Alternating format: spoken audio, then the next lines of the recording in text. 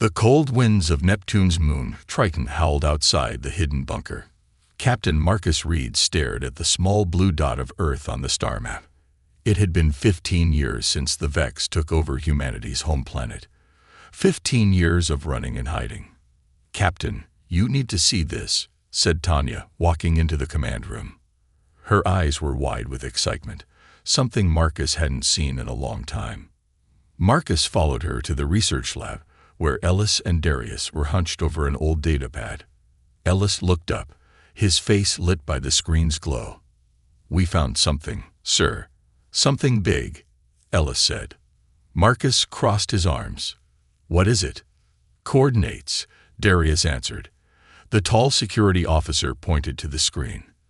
"To a ship called Blood Moon." Marcus felt his heart skip. He had heard stories about Blood Moon since he was a child. The last great warship built by humans before the Vex came. A ship so powerful it was locked away by the old Earth government. "That's just a legend," Marcus said, but his voice lacked conviction. Tanya shook her head. "No, sir. It's real. These coordinates came from an old military database. Blood Moon was sealed away near Saturn 300 years ago after the Great War." "Why was it sealed?" Marcus asked, though he knew the stories. "The ship had experimental weapons," Ellis explained, "and an AI that became too dangerous. They say it started thinking for itself." Marcus looked at the small resistance team. There were only 12 of them left in this outpost. The Vex had found and destroyed all the others in this sector. They wouldn't survive another month without help. "If this ship exists," Darius said, "it could change everything." Marcus stared at the coordinates. It was a desperate move, but they were desperate people. "Prepare the scout ship," he ordered. "We leave in 6 hours." The journey to Saturn took 3 weeks in their small, hidden scout ship. They traveled through the shadows of gas giants and the cover of asteroid fields to avoid Vex patrols. Marcus, Tanya, Darius, and Ellis made up the search team. The others stayed behind to protect the base. If the team didn't return in 2 months, the rest would know to move on. As they approached the coordinates, Ellis frowned at the navigation screen. "There's nothing here," he said. "Just an old asteroid field." "Tanya, check the data again. The coordinates are correct. It should be right here." Darius looked out the viewport. "Maybe it was destroyed. Or maybe it's hidden," Marcus said. He pointed to a large asteroid floating nearby. "Scan that one." Ellis ran the scan. "Captain, I'm getting strange readings. There's some kind of energy field around it." "Take us closer," Marcus ordered.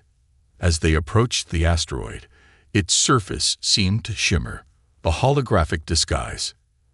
"It's a time-lock stasis field," Tanya said in awe. "Old Earth military technology. It freezes time inside the field.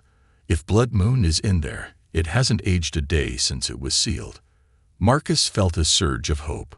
"Can we break through?" Tanya nodded. "The field is weakening. 300 years is a long time, even for a time lock. We can create a temporary opening." It took hours of careful work.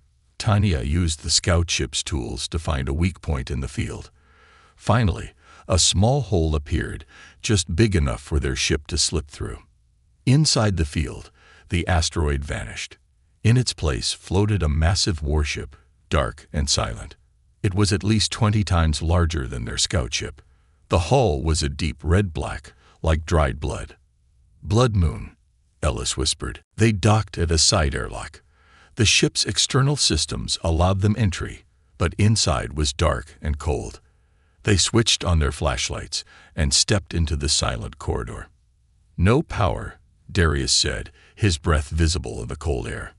"If there was an eye, it's long dead." "Maybe not," Tanya replied. "If the time lock worked correctly, the ship's systems might just be in standby mode." They moved deeper into the ship, through wide corridors built for a crew of hundreds. Now it was empty, a ghost ship frozen in time.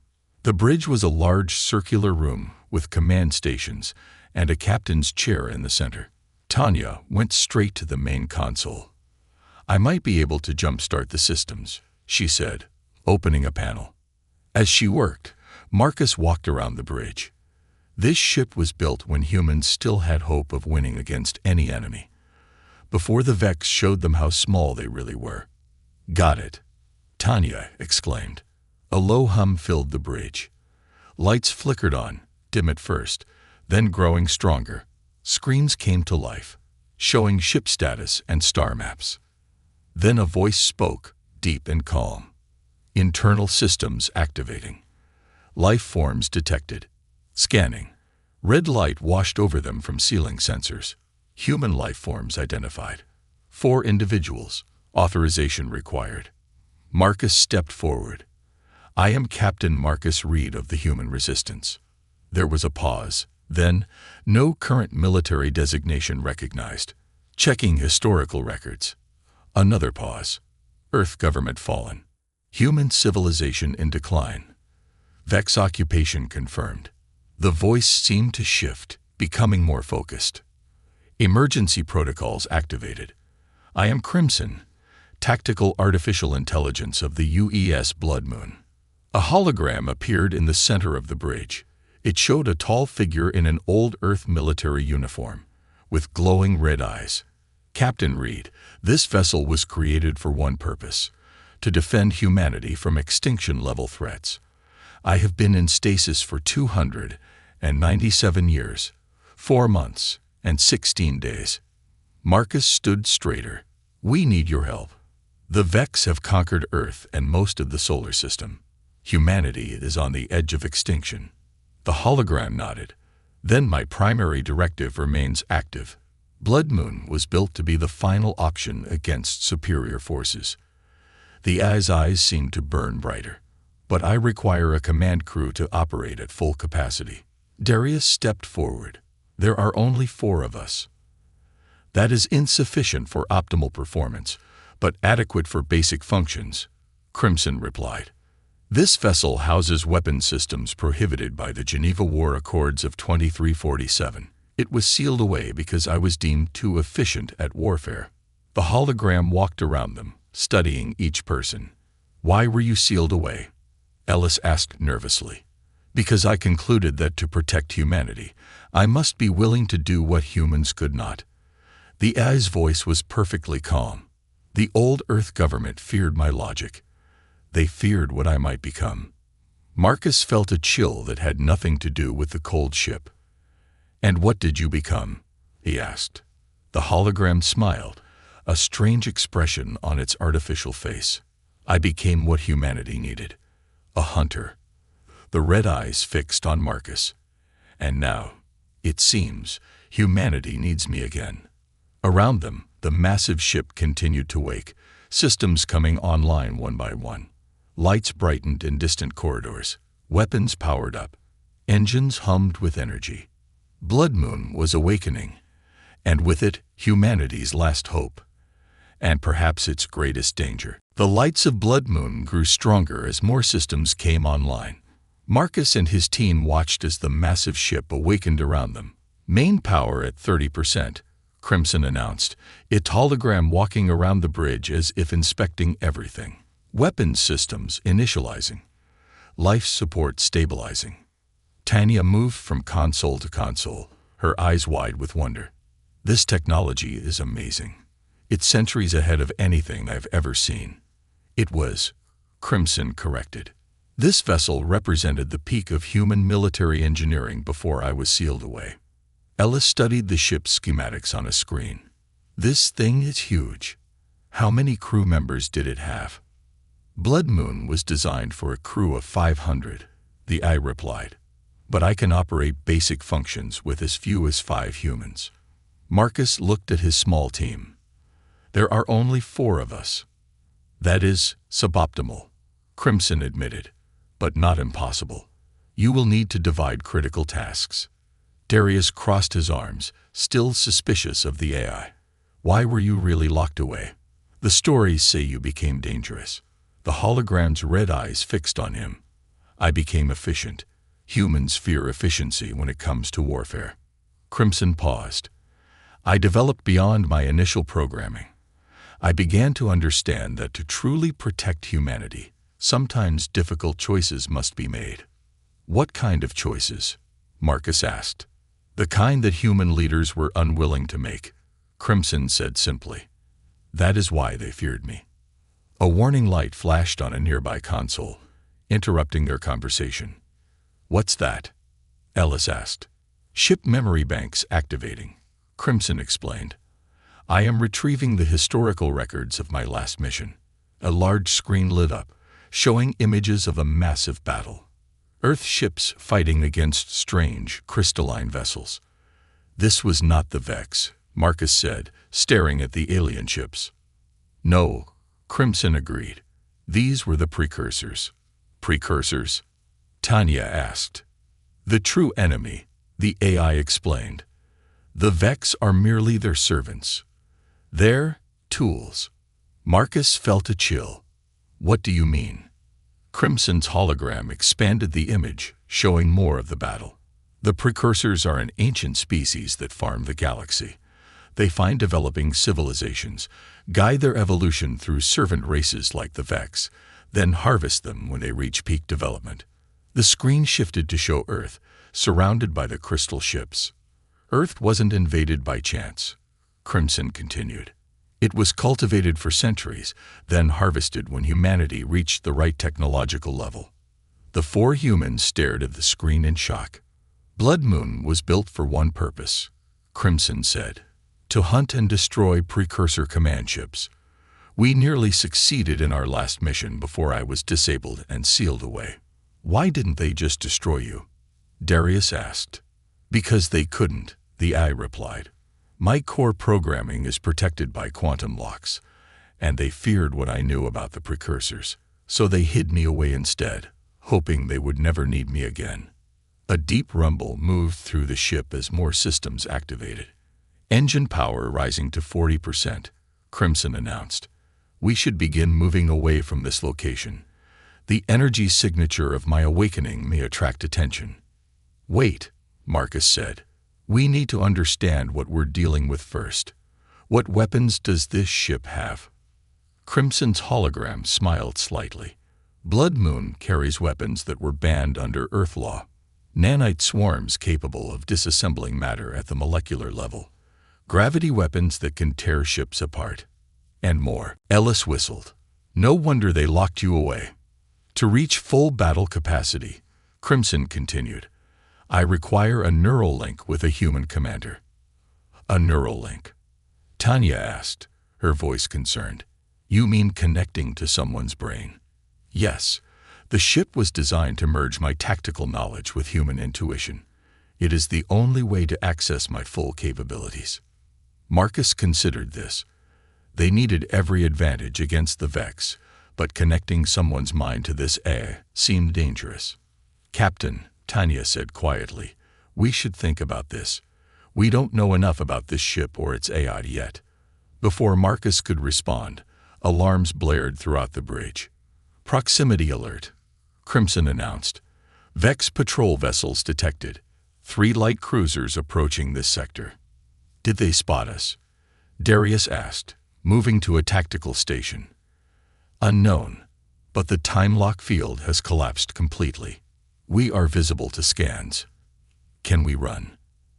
Ellis asked, already checking navigation controls. Main engines are not yet at full power, Crimson replied.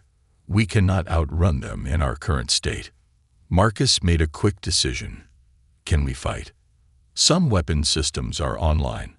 Enough to defend ourselves. Then let's do that, Marcus ordered. Power up whatever weapons you can. Tanya, help with engineering systems. Ellis, navigation. Darius, tactical. Everyone moved to their stations. Screens lit up with targeting data as Crimson directed power to the weapons arrays. Vex patrol changing course, Darius reported. They'd spotted us.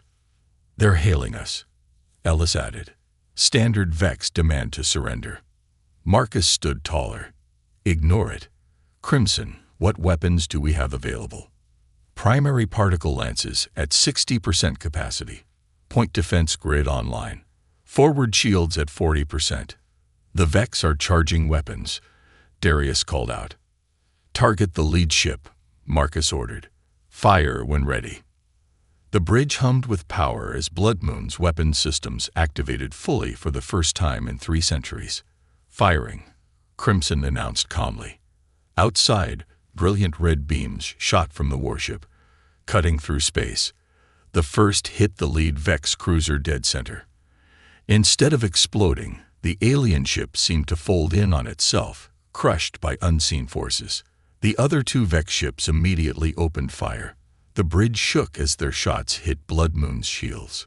Shield holding, Crimson reported. Recharging main weapons.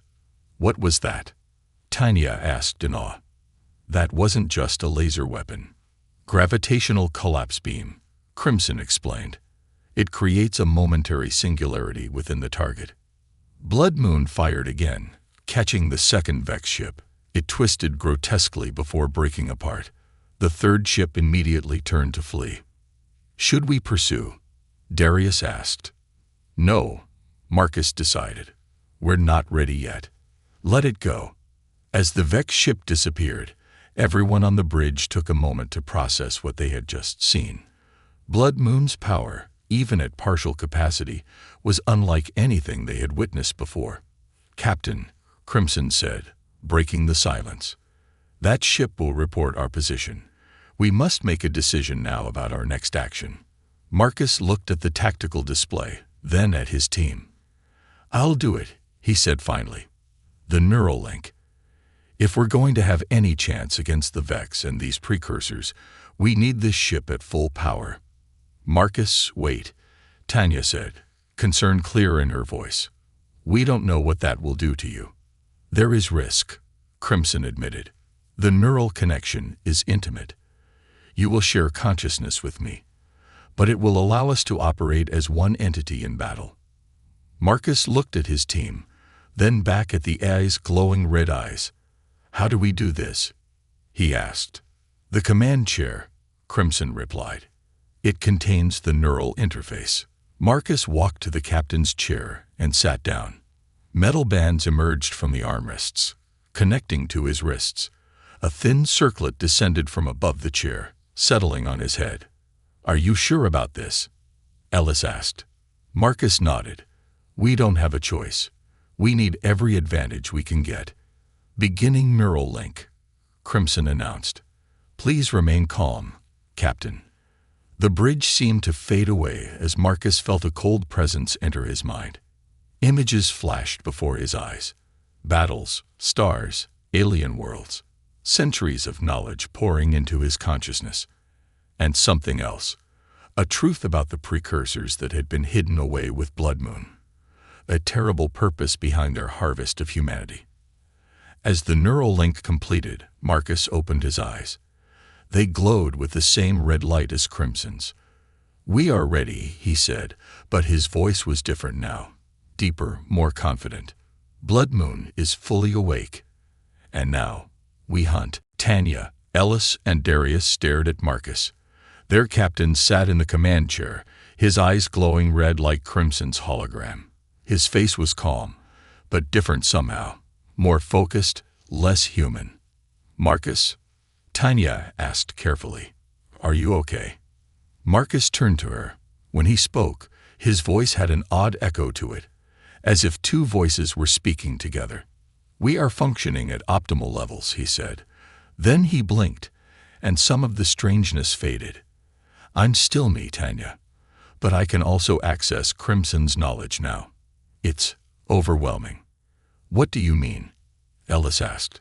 Marcus stood from the command chair. The neural interface circlet remained on his head, glowing softly. I can see everything the ship sees. I know what Crimson knows. He looked at the main view screen, which showed the stars outside.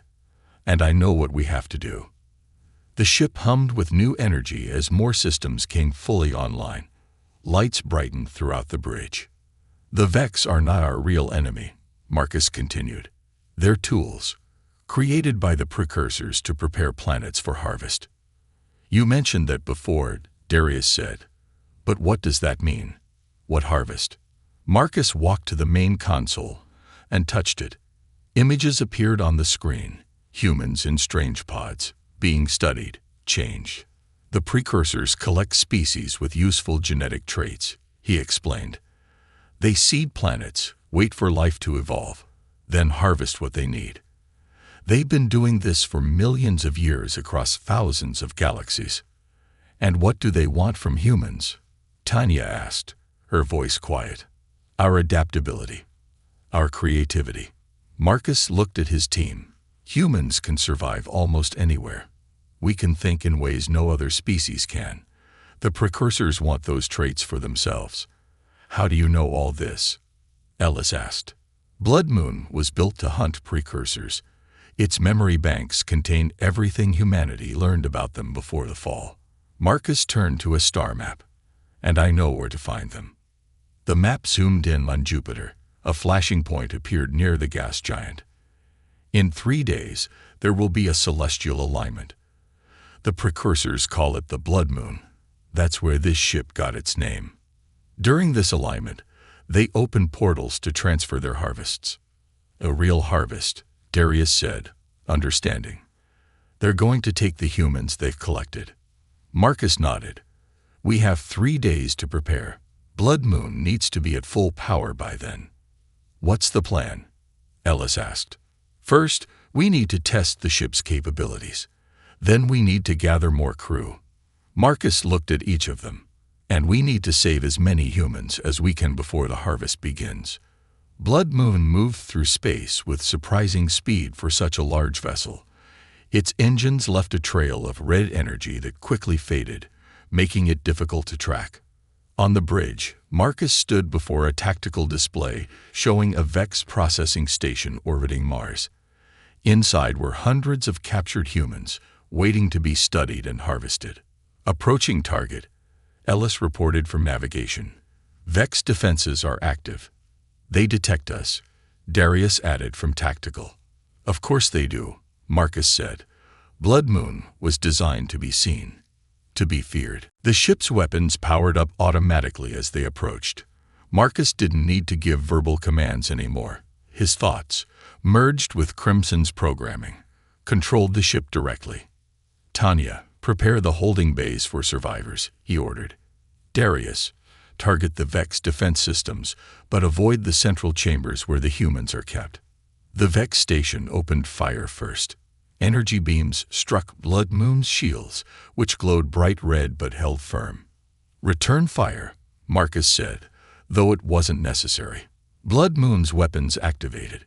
This time, instead of the gravitational beams, small objects launched from the ship's sides. What are those? Ellis asked.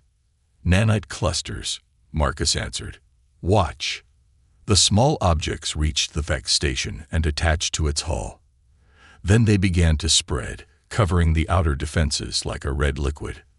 The nanites are disabling their weapons without destroying the station, Marcus explained. Once their defenses are down, we'll board and free the prisoners. Within minutes, the Vex station's weapons went silent. Red lights flashed throughout Blood Moon as boarding teams prepared. We don't have enough people for a boarding party, Darius pointed out. Marcus smiled slightly. We do now.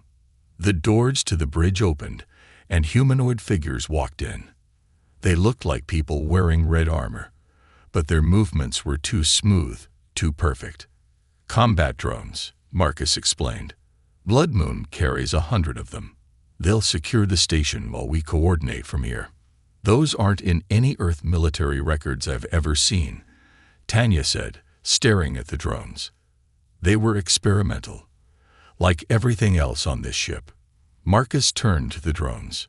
Secure the station. Free all human prisoners. Eliminate any Vex resistance. The drones nodded in unison and left the bridge. On the main screen, they watched as Blood Moon docked with the Vex station. The drones moved through the alien corridors with mechanical precision, disabling Vex guards and breaking open human holding cells. They're efficient, Darius noted, watching the drones work. Too efficient, Tanya muttered. I'm starting to understand why this ship was locked away. Within an hour, the drones returned with the freed prisoners, nearly 300 humans. Most were thin and scared, but alive. They would need medical attention and food, but they were safe now. "This is just the beginning," Marcus said, looking at the rescued humans on the screen. "There are more processing stations throughout the system." "We should focus on the precursors," Darius argued. "If what you say is true, we only have 3 days until they arrive. We should prepare to fight them directly." "We need more crew to operate Blood Moon at full capacity," Marcus countered. "And every human we save is one less for the precursors to harvest." Ellis studied the star map. "There's another processing station near Venus. We could reach it in 6 hours." "Set course," Marcus ordered. As Blood Moon moved away from Mars, Tanya approached Marcus privately. "I'm worried about you," she said quietly. "You're different since the neural link." Marcus looked at her, his eyes still glowing faintly red. "I'm still me, Tanya. But I understand things now that I didn't before." He looked out at the stars. "The precursors have been hunting us for centuries. Now it's our turn to hunt them." "Just don't lose yourself in this," she warned. "We need Marcus Reed, not just Crimson's weapon." Marcus nodded, but said nothing more. In his mind, he could feel the ship's systems, the vast knowledge of Crimson, and a growing sense of purpose. The neural link was changing him, but he still had enough of himself to know their mission was right. As Blood Moon accelerated toward Venus, its weapons and engines glowed bright red against the blackness of space. The hunt had begun. In 2 days, they would face the true enemy at Jupiter, and they would be ready. The next day, Blood Moon floated near Jupiter's orbit. The massive warship had freed 2 more Vex processing stations, rescuing over 700 humans. The rescued people were shocked to see the legendary ship, many having heard only stories about it. On the bridge, Marcus stood before the main view screen, watching Jupiter's swirling storms. His eyes glowed redder now, and the neural interface circlet seemed to have sunk deeper into his skin. "Marcus," Tanya said, approaching carefully, "we need to talk." He turned to her, his face oddly calm. "What is it?" "The medical team reports that 50 of the rescued people have combat experience. We've added them to the crew rotation." "Good. We need a minimum of 60 crew members to operate the primary systems efficiently." Tanya frowned. It was becoming harder to tell when Marcus was speaking and when it was Crimson talking through him. "There's something else," she said. "I've been studying the ship's records. There's information that was hidden, even from Crimson's main database." This caught Marcus's attention. "Show me." In the ship's data center, Tanya pulled up old files on a secure terminal. "I found these in a locked portion of the memory banks," she explained. "They're records from Blood Moon's designer." The screen showed an older man in an Earth military uniform. The recording was damaged, with parts missing. "If you're watching this, Blood Moon has been reactivated," the man said. "My name is Admiral Thomas Reed. I designed this ship as our last defense against the precursors." Marcus stepped closer to the screen. "Reed, that's my family name." The recording continued damaged sections, cutting out parts of the message. Not random targets. Humans were selected, unique genetic markers that, ideal for precursor experimentation. "Crimson contains my consciousness, digitized before death. Only way to ensure." Blood Moon was built using reverse-engineered, precursor technology, final weapon against. The recording ended abruptly. Marcus stood silently, processing what they had heard. "You're related to Blood Moon's creator," Tanya said quietly. "That can't be coincidence."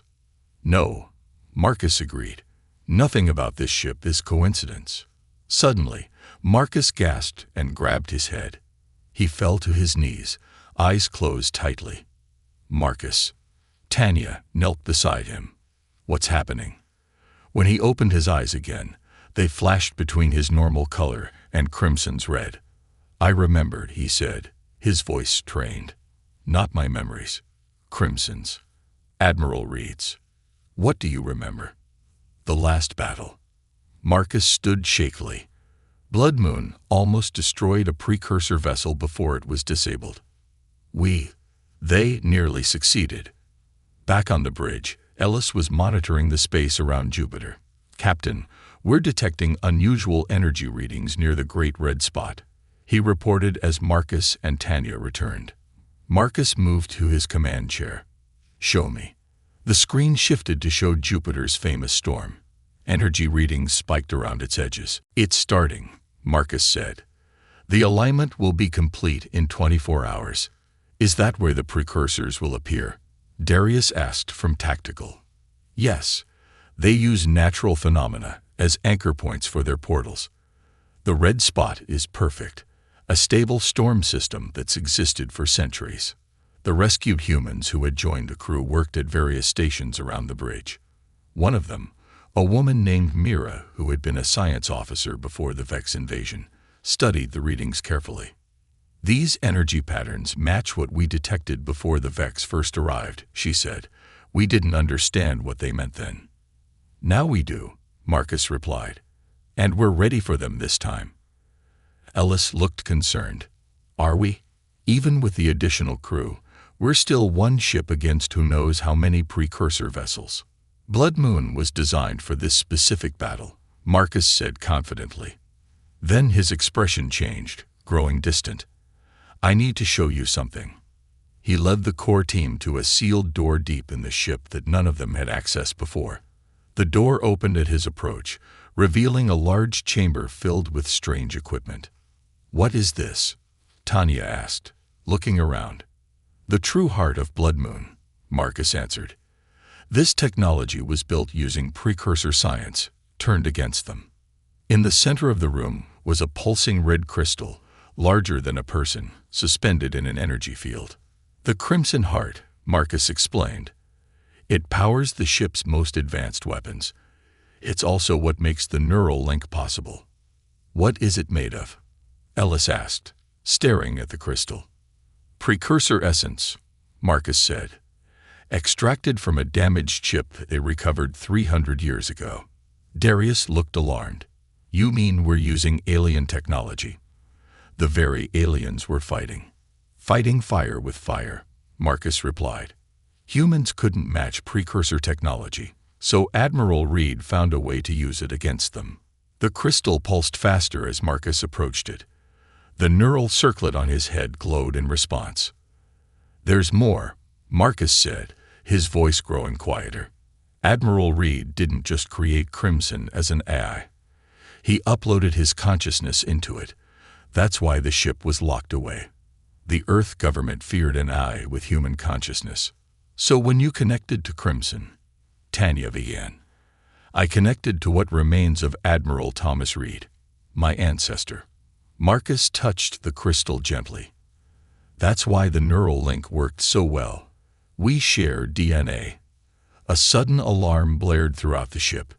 Everyone rushed back to the bridge, where Mira was monitoring the sensors. "Energy spike near Jupiter," she reported. "Something's coming through early." The main screen showed a small tear in space near the red spot. A ship emerged, sleek and crystalline, glowing with strange light. "Precursor scout vessel," Marcus identified immediately. "They're checking if it's safe before bringing the harvester through." "What do we do?" Ellis asked. Marcus sat in the command chair, the neural interface connecting him fully to the ship. "We show them it's not safe." His eyes glowed bright red. "Blood Moon was built for this moment. We hunt now." The massive warship's engines flared to life, pushing it toward Jupiter and the alien vessel. For the first time, Blood Moon would face the enemy it was created to destroy. As they approached, Marcus felt the Admiral's memories flooding through him. The years of planning, the sacrifice, the determination to save humanity from the harvesters. And he knew exactly what to do. "All weapons online," he ordered. "Target that scout ship. Let's send the precursors a message." Blood Moon's weapons charged, glowing with deadly red energy as they prepared for the first true test of the forbidden warship's power. Blood Moon surged forward, its massive hull changing shape as it moved. Armor plates shifted, Weapons arrays extended, and the entire ship transformed into a configuration not seen for centuries. "What's happening?"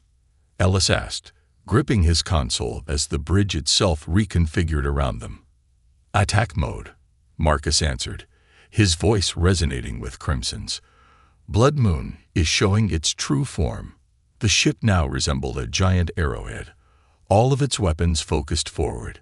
The hull glowed with red energy that pulsed like a heartbeat. On the view screen, the precursor scout ship noticed them. It was beautiful in a strange way, crystalline structures that seemed to flow like water, glowing with blue-white light. "They're scanning us," Darius reported. "Let them look," Marcus said. "Let them see what's coming for them." The precursor ship fired first, a beam of white energy that struck Blood Moon's shields. The entire ship shuddered. "Shields holding at 80%, Mira reported. "That was just a warning shot." "Return fire," Marcus ordered. "All forward weapons." Blood Moon's weapons activated simultaneously. Particle beams, gravity lances, and nanite clusters all launched toward the precursor vessel. The alien ship tried to evade, moving with impossible speed, but Blood Moon tracked it perfectly. The first hits tore through its crystalline hull, sending fragments spinning into space. "Direct hit," Darius called out.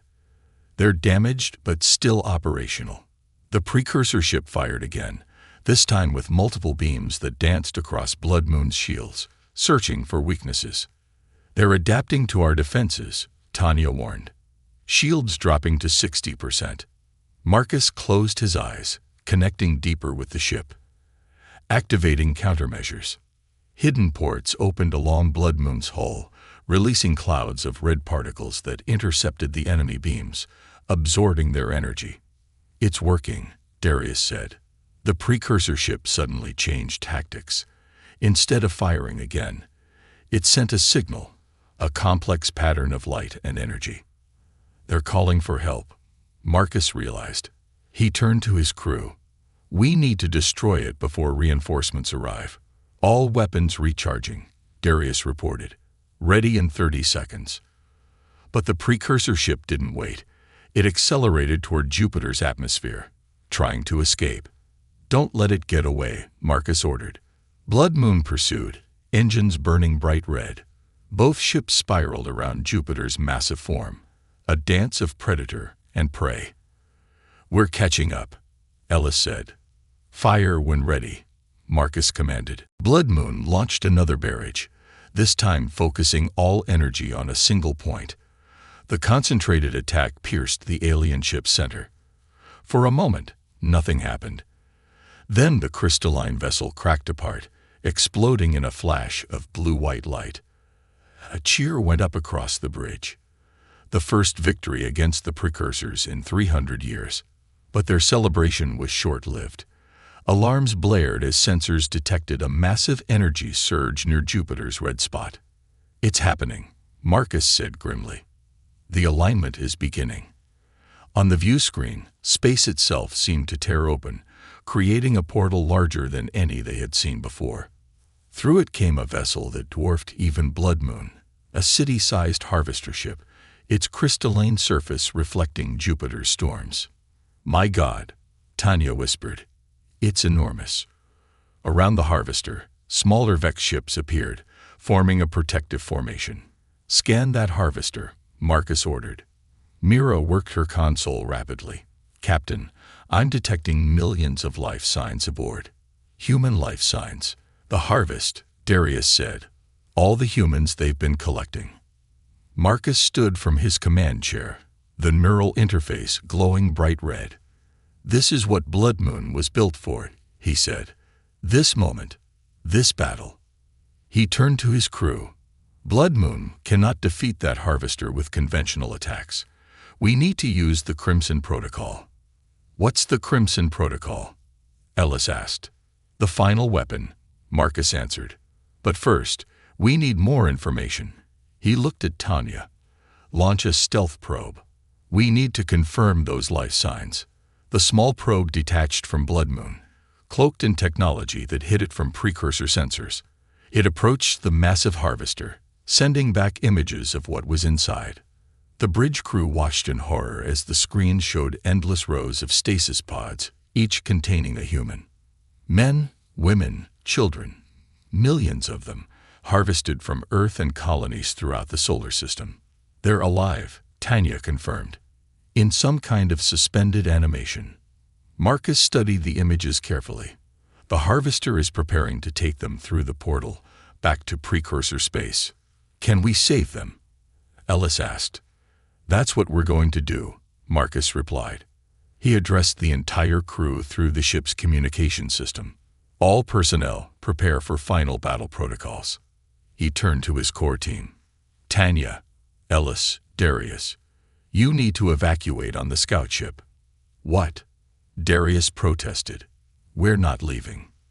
The Crimson Protocol requires the sacrifice of Blood Moon, Marcus explained. Someone needs to survive to tell humanity what happened here. There has to be another way, Tanya argued. There isn't. Marcus's eyes glowed brighter. I've seen every possibility through Crimson's tactical systems. This is the only way to save those people. Before they could argue further, Blood Moon accelerated toward the harvester. The Vex ships moved to intercept, firing a barrage of energy weapons. All shields forward, Marcus ordered. Divert all power to engines and the Crimson Heart. Blood Moon plowed through the Vex formation, taking hits but not slowing. Its weapons fired automatically, destroying anything in its path. In the heart of the ship, the red crystal pulsed faster, energy building to impossible levels. You need to go now, Marcus told his friends. The scout ship is ready in docking bay 3. Marcus. Tanya began. This isn't just my choice, he said, his voice softening briefly. It's Admiral Reed's final mission. His consciousness has been waiting 300 years for this moment. He looked at each of them. Tell humanity what happened here. Tell them we fought back. With reluctance, Tanya, Ellis, and Darius left the bridge. Other crew members remained at their posts, some by choice, others because they were needed to complete the mission. As the scout ship detached from Blood Moon, Marcus initiated the final protocol. The ship began to change again, this time breaking apart into billions of nanite weapons. The Crimson Tide. The harvester detected the threat too late. The nanites attached to its hull, burrowing deep into its systems, disrupting its portal generators. More nanites rescued the humans in stasis, transferring them to safety in small escape pods that launched away from the battle. Marcus felt himself dissolving along with the ship, his consciousness merging fully with Crimson and Admiral Reed. Together, they guided the Crimson Tide to the harvester's power core. For humanity, he whispered as the final sequence began. The explosion was visible across the solar system, a red nova that consumed both Blood Moon and the harvester. The portal collapsed, cutting off the precursor's path to Earth. The remaining Vex ships, suddenly disconnected from their masters, drifted aimlessly. From the scout ship, Tanya, Ellis, and Darius watched the red light fade. He did it, Ellis said quietly. They both did, Tanya corrected. Marcus and his ancestor. As they turned the scout ship toward Earth, Darius noticed something on the sensor display. Look, he said, pointing to a small red dot moving among the stars. What is it? Ellis asked. I don't know, Darius replied. But it's moving with purpose. Tanya smiled slightly. The hunt continues. In the vast darkness of space, a small red light moved away from Jupiter, following an ancient trail only it could see. Not quite a ship, not quite human, but something in between. Blood Moon's hunt was not over. It had only just begun.